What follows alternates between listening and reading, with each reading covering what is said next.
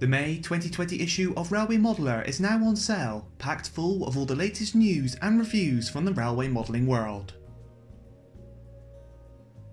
Highlights in this issue include Liverpool Lime Street, John Holden's stunning post-war depiction of the iconic LMS terminus in EM. The Keighley Worth Valley Railway, Ben Siddon's N-gauge representation of the Yorkshire-based preserved railway made world famous in the 1970s adaptation of Edith Nesbit's novel The Railway Children.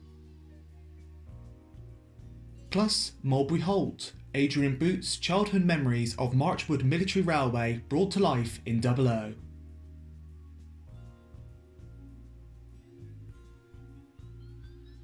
In this month's project section, we show you how to build your very first brass kit, as well as constructing the new Ratio ARP Signal Box, plus how to create an added sense of depth on your layout with the use of some well-placed images.